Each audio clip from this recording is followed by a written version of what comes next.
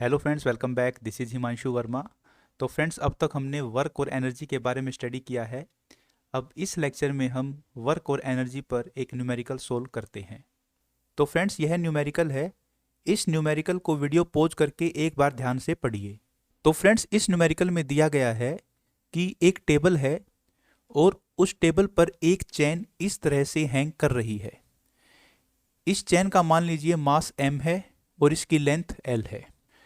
तो अब क्योंकि इनिशियली यह चेन रेस्ट पर है, मान लीजिए इस चेन को यहाँ से पकड़ा हुआ है तो यह चेन रेस्ट पर है। लेकिन जैसे ही हम इस चेन को यहाँ से रिलीज करेंगे तो यह चेन इस टेबल से नीचे की तरफ स्लाइड करना स्टार्ट करेगी और एक टाइम ऐसा आएगा कि इस चेन की पोजीशन यह हो चुकी होगी। मीन्स टेबल के ऊपर जो भी चेन थी वह चेन स्लाइड करते हुए बिल्कुल टेबल के एंड पॉइंट पे आ जाएगी और चेन आपकी इस तरह से हैंग करती हुई दिखाई देगी।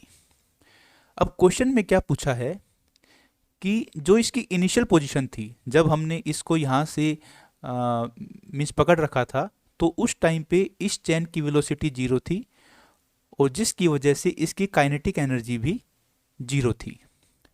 लेकिन फिर बाद में जब हमने इसको यहाँ से रिलीज किया तो इस चेन ने स्लाइड करना स्टार्ट किया, तो इस चेन की एक सर्टन वेलोसिटी हुई जिसकी वजह से इस चेन की कुछ काइनेटिक एनर्जी भी होगी।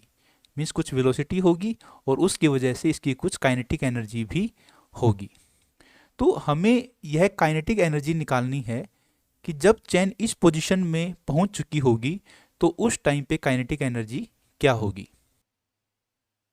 तो फ्रेंड्स, इस क्वेश्चन को सोल्व करने के लिए सबसे फर्स्ट स्टेप में हम यह देखते हैं कि इनिशियल पोजीशन में और फाइनल पोजीशन में, मीन्स यह इनिशियल पोजीशन है और यह फाइनल पोजीशन है, इन दोनों पोजीशन में चेन की टोटल एनर्जी का क्या स्टेटस है। अगर हम इनिशियल पोजीशन की बात करें तो चेन की इस पोजीशन में इसकी केवल पोटेंशियल एनर्जी है और वो हम मानते हैं PEI। अब जैसे जैसे ये चेन नीचे की तरफ आएगी इसकी पोटेंशियल एनर्जी कम होगी और जितनी पोटेंशियल एनर्जी कम होगी उतना ही इसकी काइनेटिक एनर्जी में गेन होगा। तो इस पोजीशन में आते आते हम मानते हैं इसकी पोटेंशियल एनर्जी हो गई है PEF। Obviously PEF is less than PEI और जितना ये कम हुआ है उतना ही गेन हुआ है काइनेटिक एनर्जी की फॉर्म में। तो इस पोजीशन में इस चेन की काइनेटिक एनर्जी इक्वल होगी PEI means initial potential energy minus final potential energy. Friends, अब हमारा फर्स्ट स्टेप है इन दोनों positions means initial position and final position में चेन की पोटेंशियल एनर्जी कैलकुलेट करना। तो पोटेंशियल एनर्जी कैलकुलेट करने के लिए सबसे फर्स्ट स्टेप होता है रेफरेंस लेवल को मार्क करना। रेफरेंस लेवल वह लेवल होता है जहां पर हम पोटेंशियल एनर्जी को 0 मानते हैं। तो यहां पर हम रेफरेंस लेवल इस जगह पर भी मार्क कर सकते हैं, लेकिन यहां पर रेफरेंस लेवल मार्क करना हमें एक एक्स्ट्रा लेंथ या एक्स्ट्रा हाइट देता है जो कि हमारे यूज की नहीं है। तो इसलिए हम रेफरेंस लेवल यहां न मार्क करते हुए इसी हाइट पर इस मार्क करते हैं। मीन्स हमने रेफरेंस लेवल मार्क किया है कि इस टेबल के सरफेस से L लेंथ नीचे। क्यों? क्योंकि हमारी जो यूज की हाइट है वो केवल ये L हाइट ही है। अगर हम यहां पर रेफरेंस लेवल मार्क करते हैं तो यह एक एक्स्ट्रा हाइट है जो कि हमारे यूज की नहीं है। तो इसलिए यह हमारा रेफरेंस लेवल हम मानते हैं और यहां पर पोटेंशियल एनर्जी को हम मानते हैं 0। अब इस लेवल से जितनी हाइट पे हमारी चेन होगी उतनी ही ज्यादा पोटेंशियल एनर्जी होगी चेन के अंदर और वो फॉर्मूला होता है mgh। मीन्स यहां हमने माना है h इज इक्वल टू 0, तो इससे जितनी ऊपर चेन है तो वह हमारा h हो जाएगा, m उस चेन का मास हो जाएगा और g कांस्टेंट है, acceleration due to gravity. Friends, अब हम इस इनिशियल पोजीशन में इस चेन की पोटेंशियल एनर्जी कैलकुलेट करते हैं। हम फॉर्मूला यूज करते हैं mgh।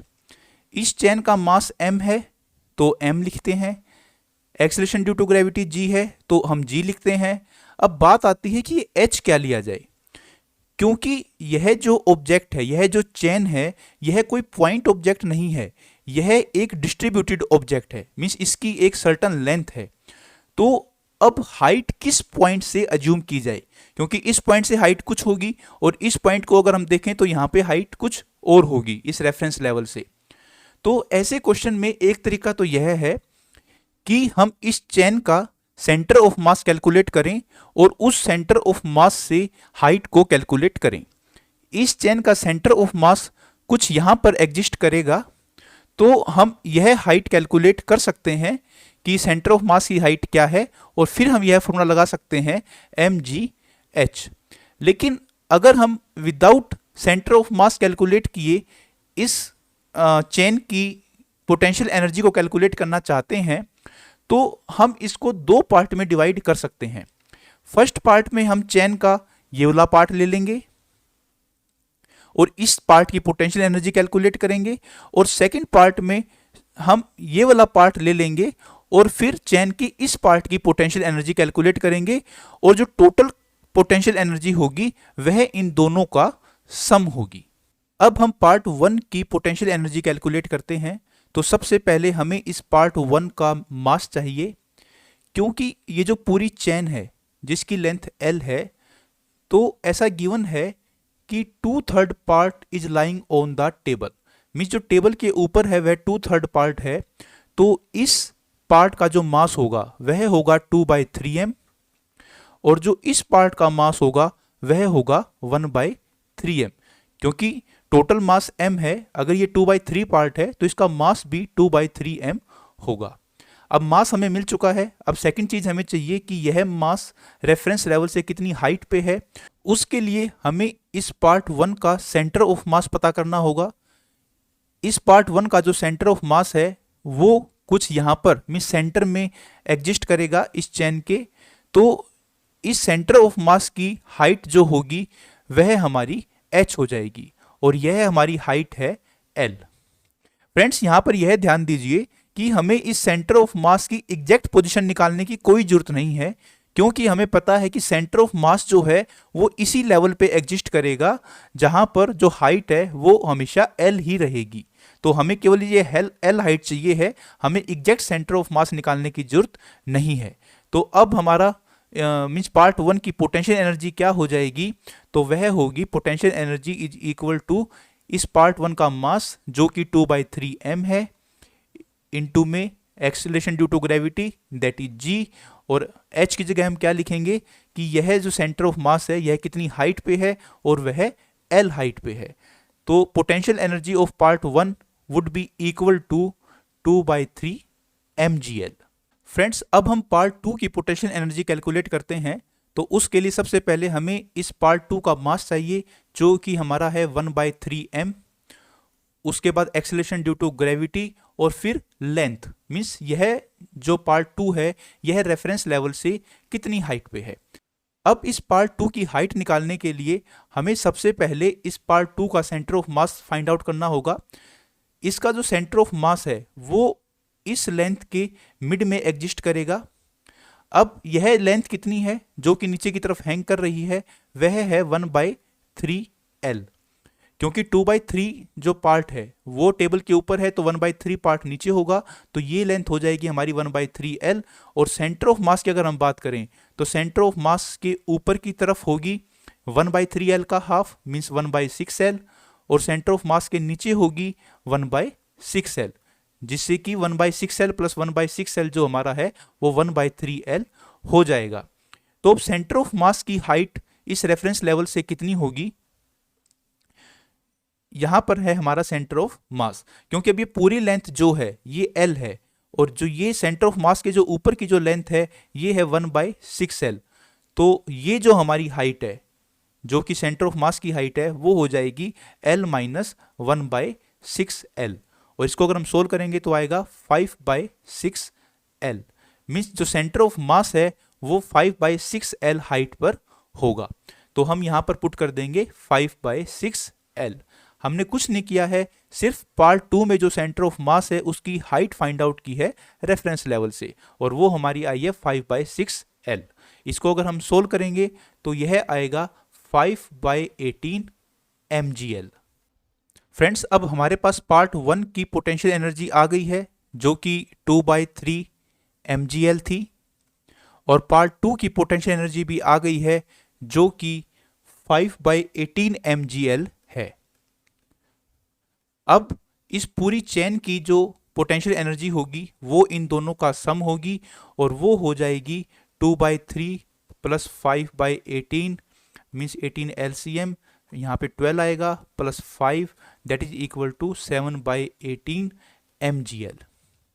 So this is the potential energy of this chain in this position when its 2/3 part is on the table and 1/3 part is hanging side of the table। Friends, यह तो हो गई चैन की initial position की बात। अब हम बात करते हैं चैन की फाइनल पोजीशन की।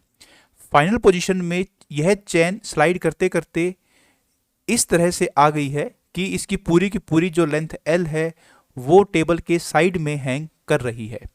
अब हमें इस पोजीशन में इस चैन की पोटेंशियल एनर्जी फाइंड आउट करनी है। तो सबसे पहले इस चैन का मास जो कि हमारा m है, उसके बाद acceleration due to gravity g, और थर्ड नंबर पे आएगा इस चैन के सेंटर ऑफ मास की हाइट कितनी है रेफरेंस लेवल से। तो इस चैन का जो सेंटर ऑफ मास है वो बिल्कुल हाफ में एग्जिस्ट करेगा, मीन्स L/2 पर एग्जिस्ट करेगा। तो यहां पर हम पुट कर देंगे L/2, और इसको सोल्व करने पर आ जाएगा half mgl। Okay, so this is the potential energy of this chain when complete chain is hanging side of the table. तो अब काइनेटिक एनर्जी कितनी गेन हुई होगी? Initial potential energy minus final potential energy, और वो जो difference होगा that is gained in the form of kinetic energy. तो kinetic energy will be equal to 17/18 mgl minus 1/2 mgl। Okay, तो इसको हम सोल्व करेंगे तो यहाँ पे 18 LCM आ गया, 17 माइनस 9, तो 17 माइनस 9 कितना आएगा? 17 minus 9 would be 8, means 8/18 mgl, और 8/18 को हम कट करेंगे तो 2 4 एंड 2 9 मीन्स 4/9 mgl। ओके, तो काइनेटिक एनर्जी की वैल्यू आ जाएगी हमारी 4/9 mgl। This is the final answer, 4/9 mgl। Means जब चैन की यह पोजीशन हो चुकी होगी तो उस टाइम पे इस चैन में जो काइनेटिक एनर्जी होगी वो होगी 4/9 mgl। फ्रेंड्स, इस क्वेश्चन में हम गलती कई बार क्या करते हैं कि हम इनिशियल पोजीशन में तो पोटेंशियल एनर्जी फाइंड आउट कर लेते हैं, लेकिन हम फाइनल पोजीशन में पोटेंशियल एनर्जी 0 अज्यूम कर लेते हैं, जो कि इस क्वेश्चन में नहीं है। क्योंकि अगर हम चैन की यह पोजीशन देखें जो कि इसकी फाइनल पोजीशन है, तो उस टाइम पे जो ये लोएस्ट पार्ट है इसकी पोटेंशियल एनर्जी तो 0 है, लेकिन जो ये अपर मोस्ट पार्ट है this part still has some potential energy. तो इसलिए क्वेश्चन में जो फाइनल पोजीशन गिवन है उस फाइनल पोजीशन में इस चैन की पोटेंशियल एनर्जी 0 नहीं है, in fact it has some amount of potential energy, और जो कि है mgl/2। तो यही इस क्वेश्चन में था, इसका आंसर है 4/9 mgl। तो फ्रेंड्स, मिलते हैं नेक्स्ट लेक्चर में, तब तक के लिए गुड बाय, थैंक यू।